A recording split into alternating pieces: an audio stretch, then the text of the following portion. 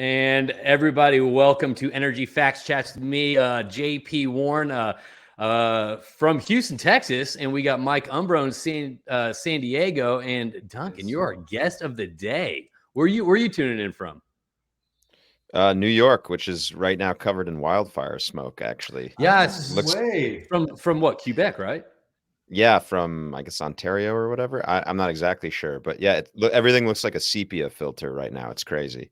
Oh, that's so great for the social media, Instagram. I love it. So, and so everyone out there, thank you for tuning in. And Duncan, I didn't even give you a proper introduction. I'll probably let you do that right now. So we got the West Coast represented, we got the East Coast represented, and we got the Gulf Coast represented. So this is what we're talking. We're talking energy today. So Duncan Campbell's our guest right now. He's the VP. VP of what, Duncan?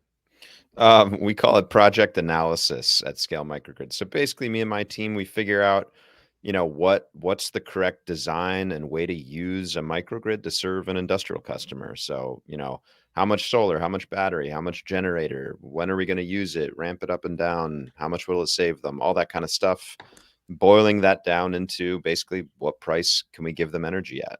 So this, again, the company is called Scale-Microgrids, and just to kind of give Duncan, why don't you give a little background about yourself, because I went to your impressive educational history, and you've been reviewing, studying, and learning about. That's kind of your background in university, right, with solar panels and energy generation. Well, I kind of did a little bit of everything. My first job in energy was in college for a gas utility. We had a bunch of curb valves that were leaking from the 80s, but we didn't know where they were. So it was my job to dig them up out of people's yards and shine a flashlight down that hole and see if it was the certain valve that's going to blow up. So that's what I did for a little while. Okay. I worked at an electric utility, actually a district steam utility, which is a weird old historic thing where they sell steam in like big cities, and got into distributed energy after that. So around, what was it? 2014, small scale cogeneration was kind of becoming a big thing in New York City after Hurricane Sandy. So gas powered engines that make electricity, but by virtue of being in the building, you can use all the waste heat to heat the building, to heat the hot water, etc. So I was developing these, distributed energy projects based on gas engines. That's kind of how I got into distributed energy. And then later we started Scale, and incorporated solar and batteries too. I dig it.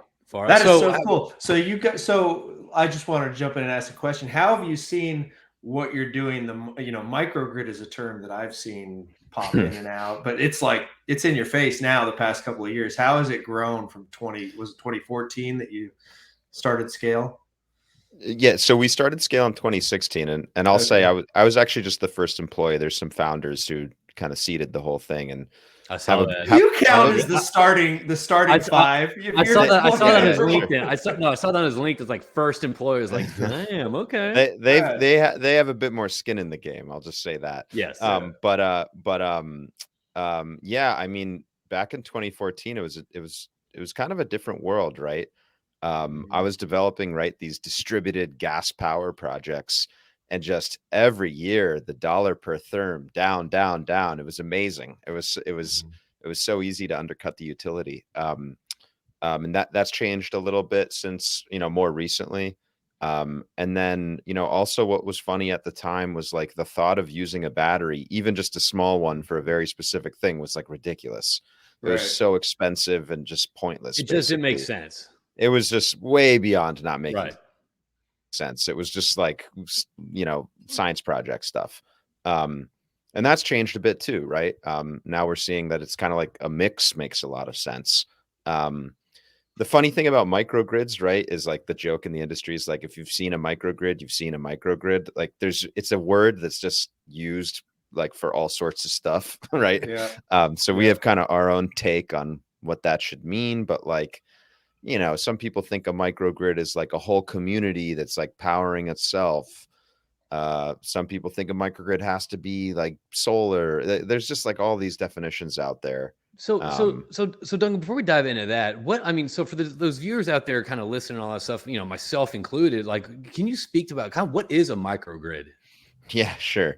All right. Here's the Duncan definition of microgrid. I don't know if other people have subscribed to this or not, but basically, I would say it's an energy system which, during normal conditions, can generate power for a facility and perhaps even export some of that to the grid.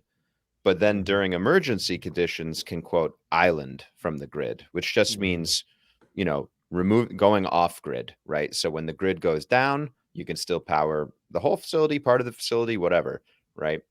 And to me, like what technology is being used is kind of irrelevant, or how many customers it's serving is kind of irrelevant, right? Those are arbitrary things. But so like, here's some examples that maybe makes this make sense. Standard rooftop solar, right? You might have some buddies who have solar on their roof. It's all over California. Yeah, it's everywhere, right? Yeah. I wouldn't consider that a microgrid, right? Because standard rooftop solar, when the grid goes down, the solar goes down too. It doesn't do anything for you, right? It's just solar on the grid, right? It just happens to be on your roof. And it's gone at night. So yeah, it's gone at night. It doesn't do anything for you for backup, right? The other side of that is like your typical diesel backup generator.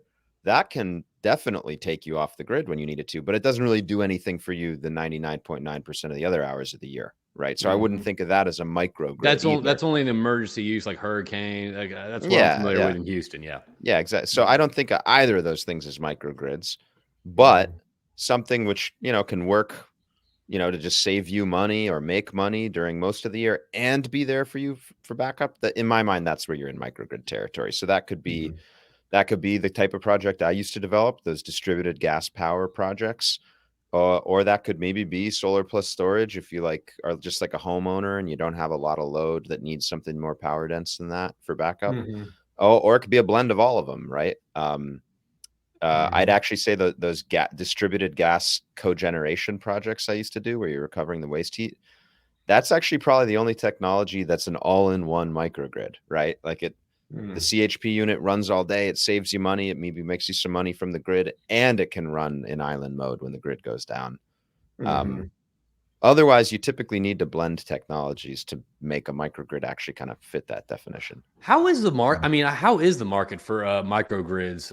I guess when it comes to, because it seems number one for the investment side of things, number two the need, because it seems like when you're discussing a project like this, I'm assuming it's probably a little bit some capital put into this. I guess so. How is the market? And I guess where's the discussion point when it's the tipping point? It was like, okay, well, we need to do this.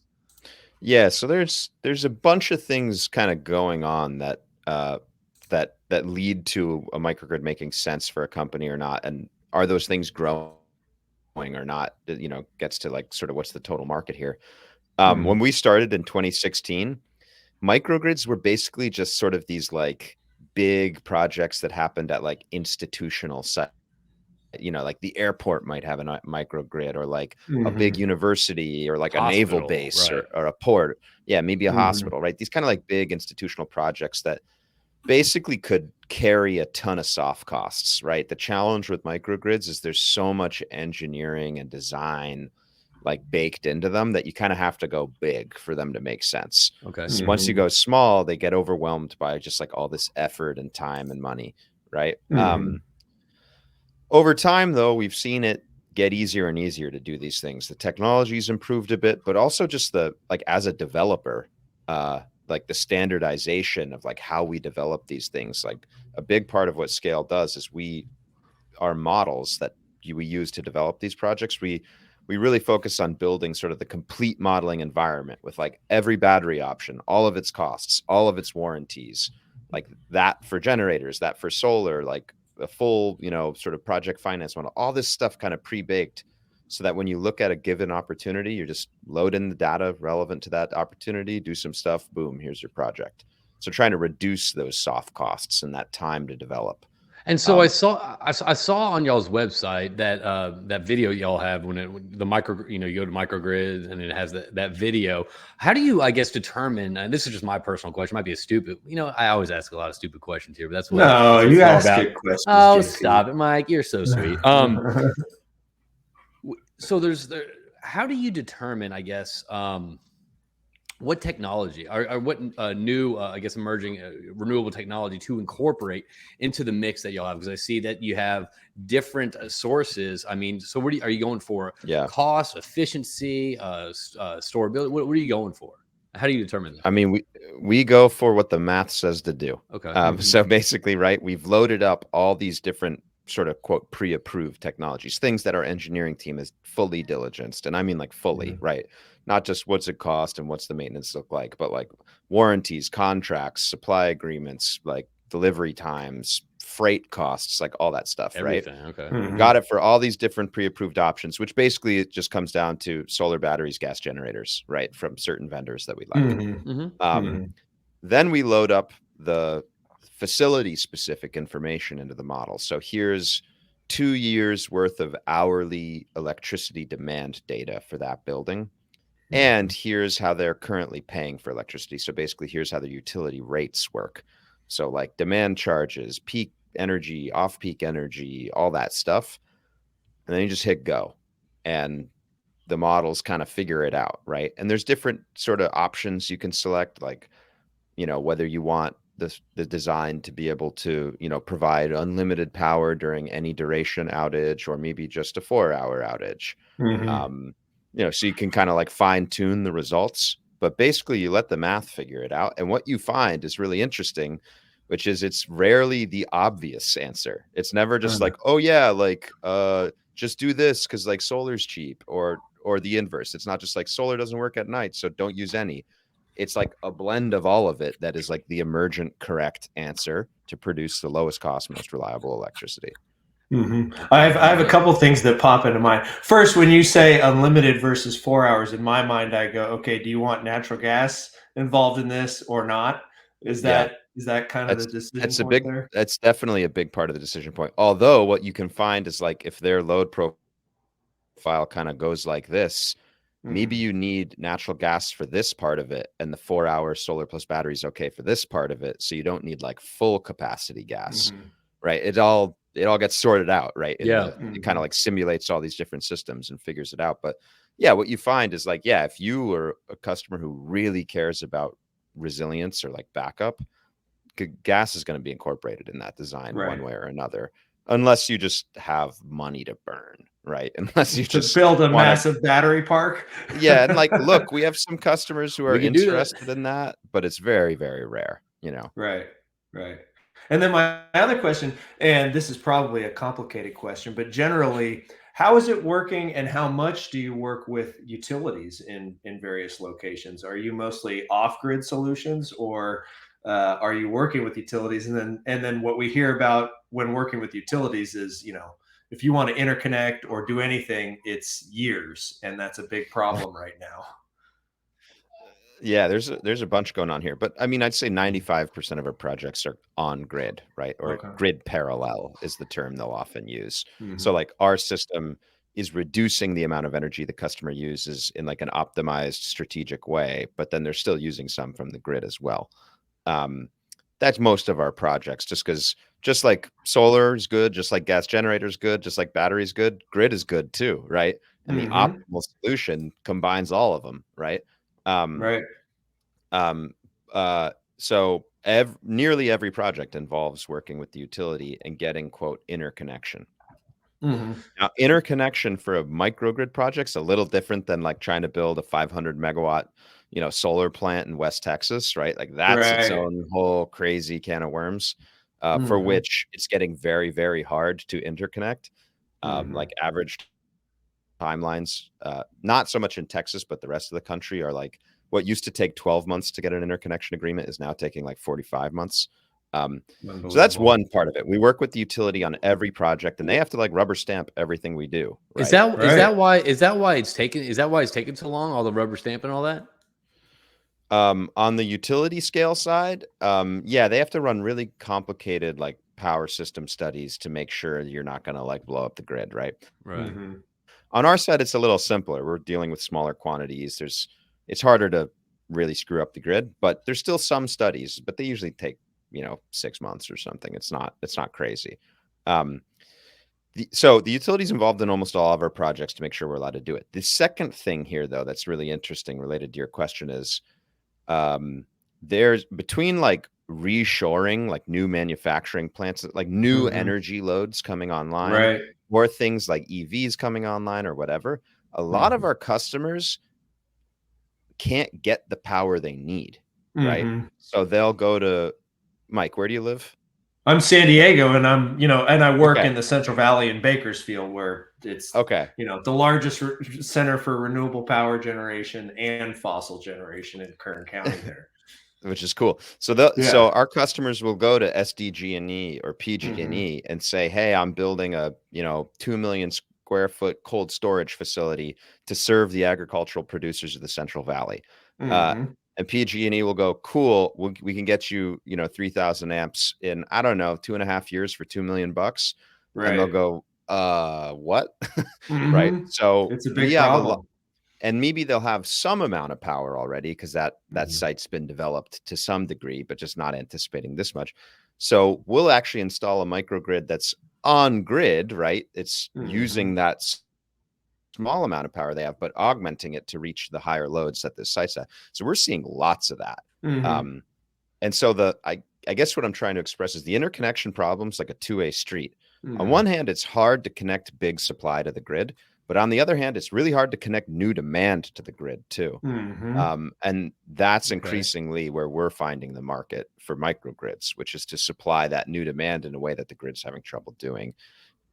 It's like you're giving the customer an ice cream cone while they're in line for the ride type of thing. Yeah.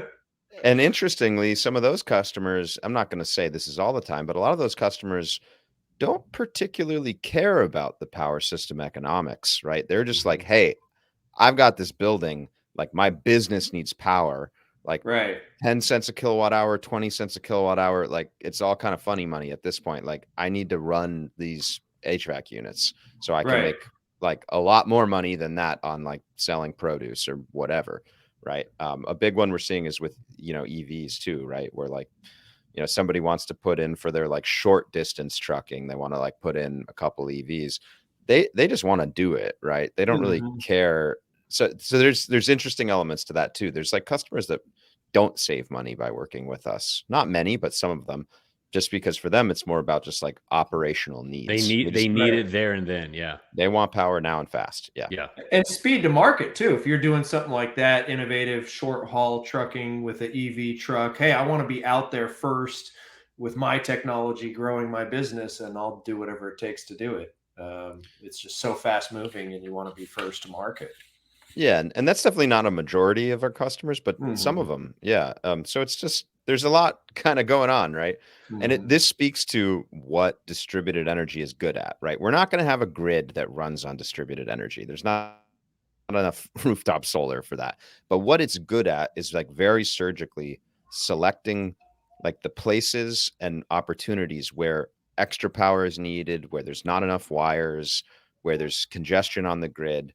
And there it can be very useful. So that's or where backup and resilience is really useful, right? Because those are the things distributed energy can uniquely do. If we're just competing on like raw cost of energy, like rooftop solar doesn't do it, right? It's what does it add that's different? That's where we try to focus. Right. So this might be an off-topic question again. So I would assume it kind of at Scale Microgrids, y'all are probably staying on top of all the new technologies that are coming out when it comes to on the renewable side, whether it's battery, solar, all this. You're probably staying on top of all these new emerging, evolving technologies. First question is, how do you stay on top of all this information? Number one, Twitter. Twitter. But probably like 20% of it, honestly. Is it really? It's a good resource. Yeah.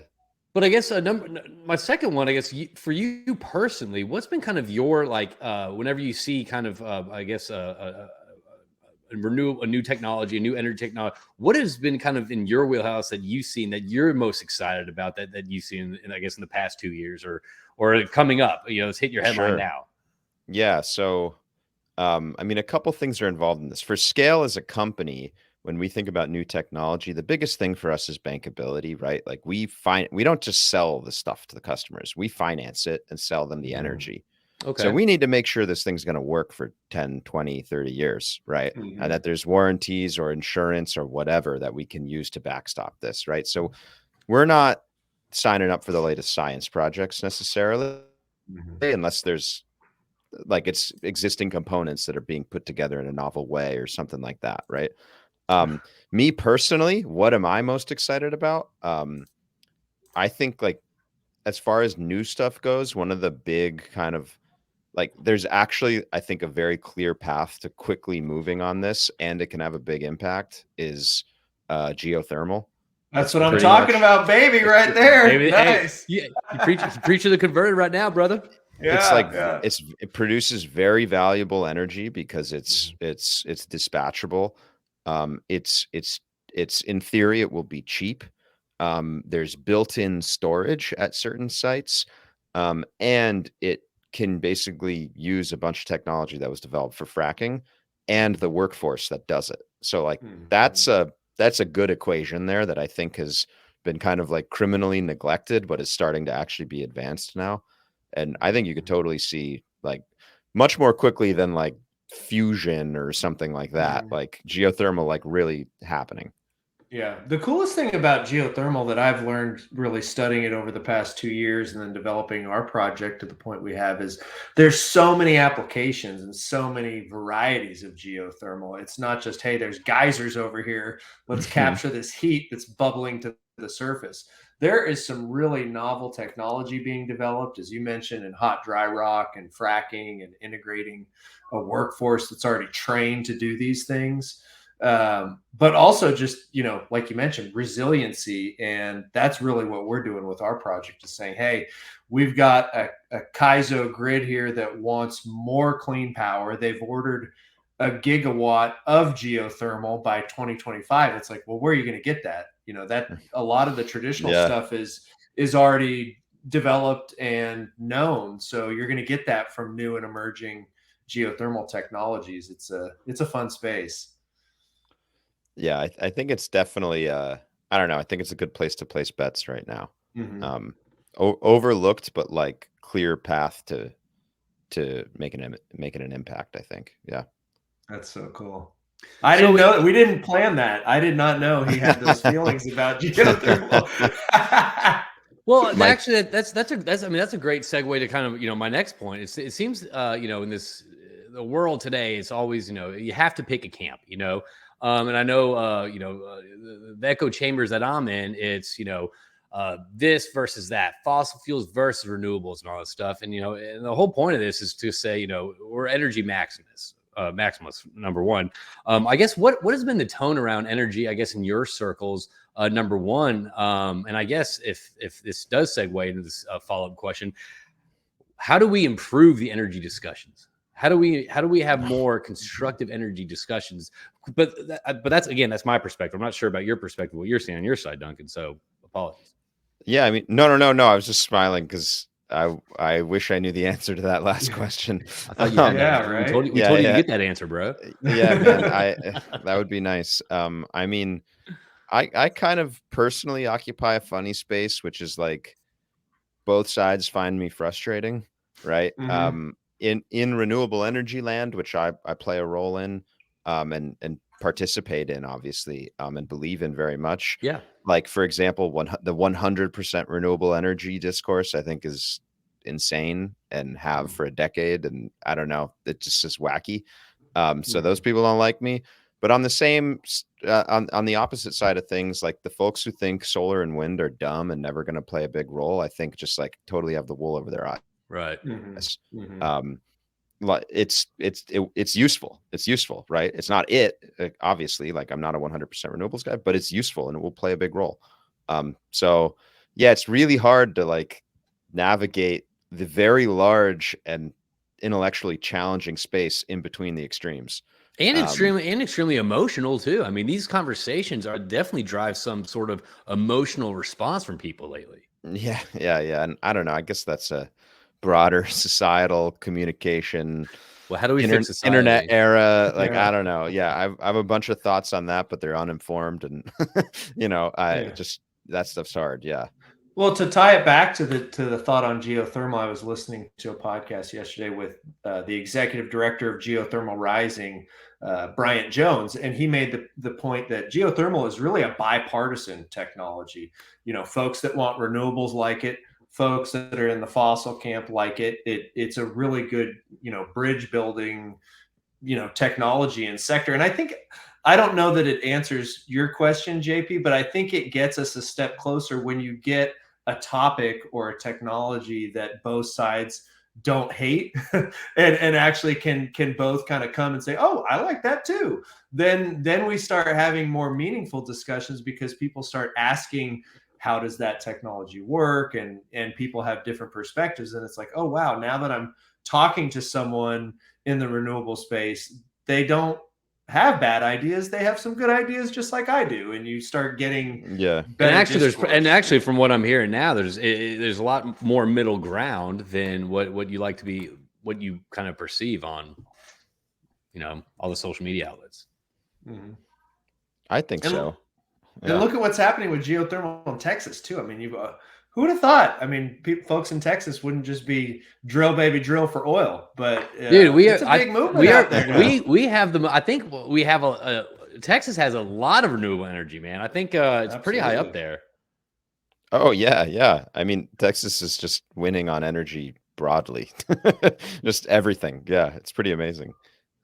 They happen to let permits go through pretty quickly there in Texas. That helps. Yeah, we're good with that. Turns out that's useful. Yeah. Yeah, right.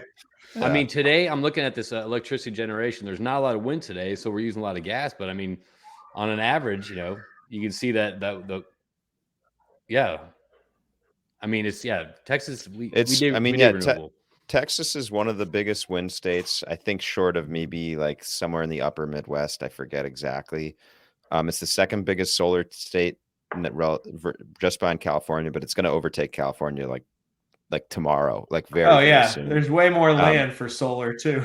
Flat. Yeah, land. it's like those charts are getting very near each other, and it's going to be on top soon. There's like an enormous amount of solar and storage in the internet connection queue for ERCOT, like a ridiculous amount. And then obviously, you guys know better than me the amount of oil and gas coming out of Texas. So yeah, it's pretty amazing what's going on there. Yeah. And I'm sure being active on Twitter. Again, this is not something that I have kind of crafted, but being active on Twitter, seeing all the headlines. I'm sure you see a lot of stuff that from one side of the table saying, oh well, solar this or this that. Are there any like big myths to debunk or perceptions to address when you're talking about solar, renewables, or whatever? Sure. Yeah. I'll do a good like both sides here. Okay. So like definitely I think this is more so on like the solar renewables camp side, but like I think 100% wind solar systems are a myth. It's just not a thing. It's way too difficult to manage such a thing. I don't have a problem with intermittent power, but you can't get 100% of your power from it. It just doesn't work until we have some crazy breakthrough in energy storage. But the other myth is that, and this is going to get a little wonky, but the other myth is that wind and solar have, quote, zero capacity value.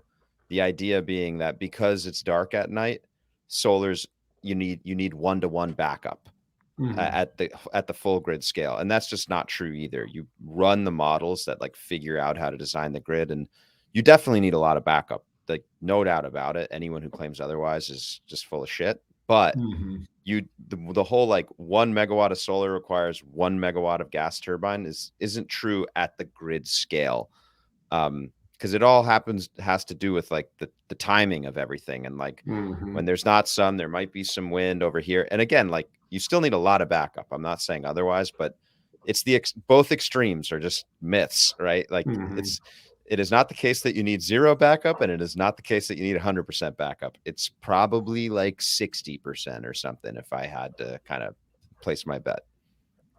Okay. So what's the biggest challenge that you see now going forward as we, everybody's goal, or at least out here, the goal is to get to 100% renewable on the grid in a very short window here.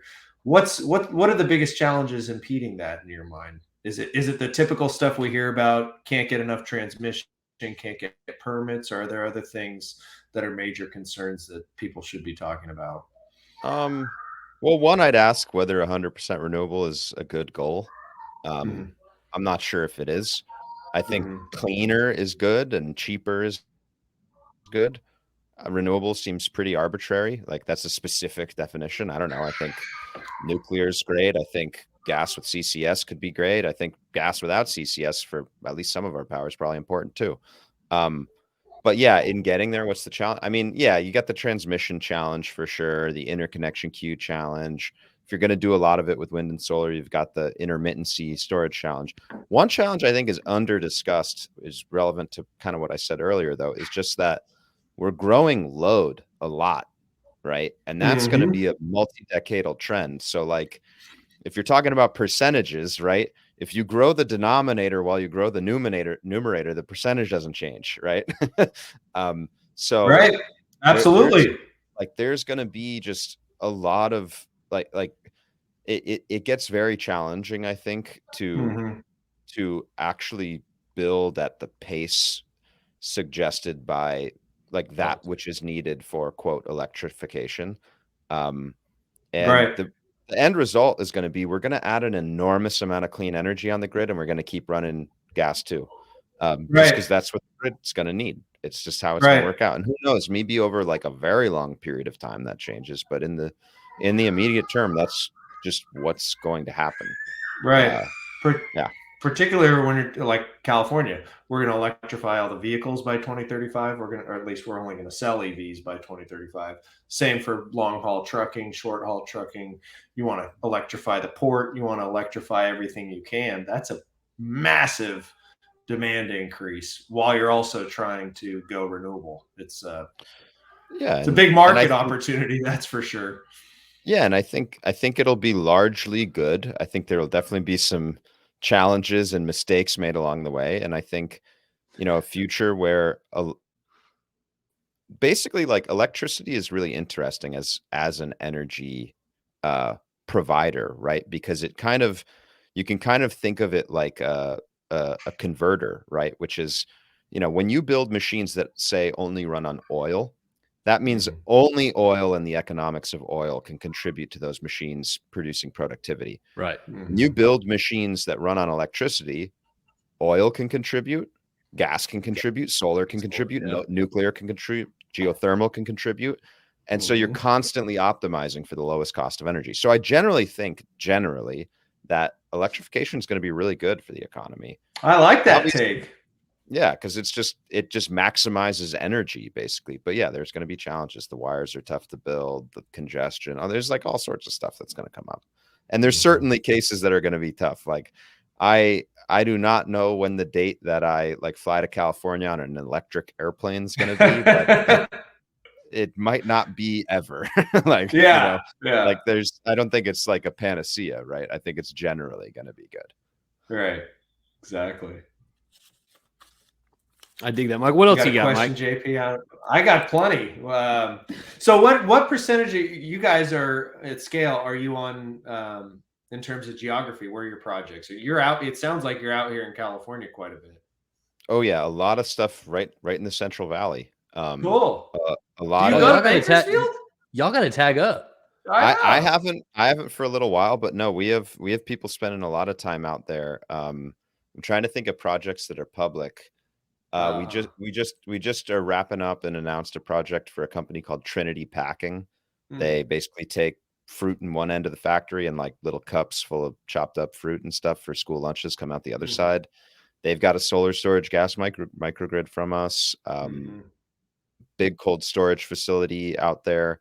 mhm. That never sure which ones we've announced and which ones we haven't. So Well, I'm always Yeah, no, we I don't don't no. mean to Let's not. ask any Oh, let's not secret dive into stuff. that. Let's not ruin anything on Energy Facts chats. yeah. But yeah, all sorts of stuff out in the Central Valley, up and down the coast of California though, like throughout California. We just did big battery at a Petaluma school district in Northern California. They were losing power a bunch and already had solar, but didn't have any way to store it for outages. But then we do stuff on the East Coast too. We haven't done a project in Texas yet. That's on my list. It's just another world, and we haven't really staffed up for such a thing yet. It's pretty much like California, and then kind of like upper quadrant of the East Coast. That's pretty much where we are. So have you not moved in just because, just manpower and just kind of, where y'all at a company resources, and just kind of hey, that's kind of that's our bandwidth right now. That's what we can handle. That's certainly part of it, but not entirely. Basically like go on the EIA website and download cost of electricity by state, sort by highest. And those are pretty much the markets we're in. That's your right? hit list. So that's California and the Northeast. Yeah, the only thing, we're not in Hawaii or Alaska, but that's for more so manpower reasons. Right, as the technology gets cheaper and better, markets will open up, right? And we've seen that happen over time with certain things. We're looking at projects in Illinois now, for example. Okay. So like that'll happen over time. But basically, where is distributed energy valuable? Where the grid's expensive or unreliable or both? So that's where we go. Yeah, California fits both those. And you look at, and on the industrial level, the industrial rates are just skyrocketing. People are really worried about it. I'm worried about it, driving more business out of the state because it's unaffordable at a certain point to operate. I very much agree. I think California's got some major problems when it comes to the grid. Like, I think you have a real sort of like, what's the term I'm looking for? Like perfect storm of bad decisions that have led to like a grid that is going to be structurally expensive for a long time. And I don't really know how you fix that. A lot of interesting stuff is going to happen because of that, such as crazy microgrids getting built. Right. But it's a problem either way. And I'm frankly pretty concerned for one of the most fascinating things about California right now is like the climate and the weather that is changing so drastically is actually working in our favor this year, where we will have hydroelectric power back to some degree in the summertime. This summer they're saying, hey, maybe that's going to bail us out. Now you have El Nino, which it's been cloudy at my house at the beach, but it's blanketed the whole state. So Bakersfield in the Central Valley isn't expected to get into the triple digits until July, which is crazy. So now Mother Nature is in effect kind of putting a Band-Aid over the situation this year for us, which is just interesting. You would never think that. Mike, I heard that drought is over, right? Yeah, the drought is over. I called that early. I was calling that with the third, Pineapple Express that rolled over, or Atmospheric River, whatever we're calling it. Yeah. We have a site. I can't really say the location, but we have a site we're developing that during those atmospheric rivers, there was an area which was not even like 100-year floodplain kind of thing, just like very slightly low lying. That we were going to put a bunch of solar on, and basically it's had a lake now for the past 3 months. It's just not draining. I know what you're talking about. Absolutely. We just have a lake where there was supposed to be a microgrid. It was crazy. Yeah. And now El Nino, what typically happens with this kind of a system, we could have another really rainy, wet year, and the drought could be over for a couple of years. But now we have a water debt to the groundwater aquifers. So now we've moved from a drought to we owe the aquifers some recharge. So we are still in water debt right now. But Mike, but kind of what you were saying, I mean, that's a good point. You have seen that over the year whenever there is this energy crisis conversation occur and all that stuff, it does seem like Mother Nature kind of alleviates the situation, alleviates the intensity of the problem at that point. In our case, it happens to be this year. Yeah. Well, y'all's case, Europe's case too. I mean, it's just kind of it's not a plan. Yeah, Europe sure got lucky this year, or over the winter. Wow, yeah, that was almost a disaster. Yeah. And what I fear is, okay, say now we've got wet year last year, wet year this year. a couple of years from now, hopefully you can't take your eye off what you still need to build out based on, oh, we got saved, we didn't have the blackouts in 23 or whatever. There's really no time to relax given the pace of the climate action that the government's taking and that we all need to prepare for. Yeah. Weather's weird. Yeah. It's fun. Yeah. It makes it fun.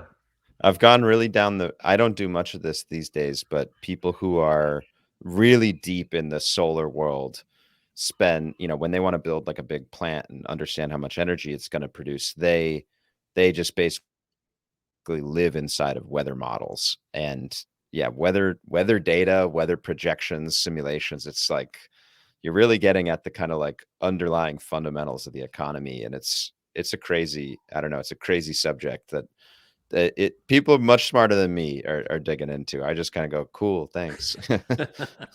We need a climate weather power expert to talk to. Find me that person, and yeah. They probably don't have the time because they're a very, very valuable person. Yeah, exactly. I think this was the first episode, JP, that we recorded that does bring the full integration together of talking renewables, talking fossils, talking microgrids, resiliency. It's I've enjoyed it. It's fun. I have too. I mean, I think this. Duncan, I'm really digging this. I appreciate you taking the time and talking to us. And again, real quick, Duncan, why don't you kind of share where they can kind of find your information, reach out to you, and all that fun stuff? Yeah, sure. So definitely go to Scale-Microgrids.com if you're interested in commercial and industrial power solutions. I also help run a group that's called DER Task Force. So DER stands for Distributed Energy Resources. So we're just a totally volunteer, sort of like ragtag group of people who get together all around the country. We've got some folks in Texas and California as well, who basically are trying to advance smart policy on distributed energy. And that's a whole sort of can of worms. But we also have a podcast called DER Task Force, where we talk to anybody and everybody of all. That's why you're so that's why you're so natural at this. Tuning in with headphones and a mic. I'm like, time out, Duncan. I'm the headphone mic guy. Although I don't know where the stand is. Old school. I'm too lazy. I got the iPods. We're not going to get into it. Works pretty well, Mike. Mike, literally 2 minutes ago, you're like, "Oh, it's cloudy at the beach that I'm looking at in San Diego." I don't want to hear how bad you have it. Okay, I just personally don't. So DER Task Force, is that something that you started? Myself and my buddy James McGinnis, who is on the podcast with me, but we started it as just local meetups actually, and then COVID happened. We were like, oh, maybe we'll podcast, and now it's a bit of both. And my other friend Colleen is helping organize it as well. So what is the purpose of the DER Task Force? I mean, really, basically, we have this view that distributed energy is like pretty underrated, if you will, and can be a big part of the system, but it challenges a lot of the sort of structures we've built around energy from like a regulatory perspective and otherwise. Okay. So there's a lot of work to do to fix that. So basically, we produce digital content that brings people together. Then we solidify those relationships in in-person meetups throughout the country. There's New York City one, a Boston one, California, Chicago, etc. I want to go to California. yeah. Well, let's connect on that. And then basically we try to make money from all that stuff so that we can hire lawyers. Okay. So that's kind of the end game vision here. We haven't gotten very far in the make money part. We have experience with that. Still chugging away at that. Last year we threw a pretty cool like summit in New York, where a ton of people who have been in this community came out for a day, and we had kind of a big conference type event. And I actually have a question for you guys. So we called it DERT Fest, which is the same acronym, but it's Fest at the end, right? Dirt Fest. Yeah. But what we really thought we should have done is Dervos, a joke on There you go. Right. Right. What do you guys think? Would you guys attend Dervos? I would attend a Dervos. Absolutely. Yeah. Right. As long as there's poking fun good at Dervos. Just sort of, poking fun at the World Economic Forum there a little. I love it. Yeah, that's sort of what we're up to. I don't know. We've got a Substack and a podcast and a Twitter, and people write stuff for us who are interested in this stuff. There's a great series on the whole transmission distribution problem by this guy named Kyle Branco. It's called the Fractal Grid. Definitely worth checking out if that interests you. And then what else? Otherwise, I don't know if you want to reach out to me. Twitter's probably the best way to do it. What's your handle? Duncan __C. Two underscores. It's a ridiculous handle. I wish I didn't do it 10 years ago, but I'm stuck with it. So DER. So that's kind of your little passion project. DER Task Force. Yep. Yeah. We have our most successful thing we've done is we sell a sweatshirt that just says microgrids are dope, and people seem to like it. I'm gonna go buy one of those too. I get that. I dig that. That's funding all of our regulatory work right now. We're all on the same vibes here. You got your crew club events, your networking events. I've got Californians for Energy and Science, which is like what Duncan just described, but for another purpose in California. That's cool. We're all on the same vibes here. Nice. Yeah. And so I'll put Duncan, if you want to shoot me an email after this, and I'll put that in the show notes below and all that fun stuff. But man, Duncan, you got anything for us? My mind's kind of blank right now. That was a whirlwind. I feel like I came in with questions I wanted to ask you guys, but I'll be honest, I'm having a little trouble now. Well, hey, it sounds like we might have to do it sounds like we might have to do a round two, Mike. Yeah, at Dervos. That would work. At Dervos. Absolutely. That would be cool. I'm into that. We're very much like into talking to everybody. We just had like a big socialist nuclear power guy on the podcast, but then we had John Berger, the CEO of Sonova, a big Texas solar company, who's like a diehard capitalist, diehard Texan, but he owns a solar company or runs a solar company. So we kind of want to hear from everybody. I like that. Yeah. I dig that. So I think if you hear from a lot of different perspectives, a lot of different insights, I think that's the best way to kind of stay informed and kind of and just kind of understand what's going on out there. So, man, hey, Duncan, I really do appreciate this, and we would love to have you back on the Energy Facts Chats. Yeah, let's do it. That would be fun. Yeah, I appreciate it, guys. This was definitely cool, and I'll definitely be listening to the rest of your pods. Nice. I dig that. All right. So, everyone, I want to thank y'all for tuning in to Energy Facts Chats again. I want to thank our guest, Duncan Campbell. You can find him on Twitter, Duncan __C. Also, check out his company, Scale-Microgrids. And you can also check out his passion project, DER Task Force. So, and his podcast. Hey, Duncan, I appreciate it. I really enjoyed this. I thought it was great talking to you for the first time. And hopefully we can do this again. Yeah, same guys. I had a really good time. This was cool. All right, guys. We'll see you soon. Thanks for tuning in to Energy Facts Chats. Mike, get a microphone, okay? Or I will.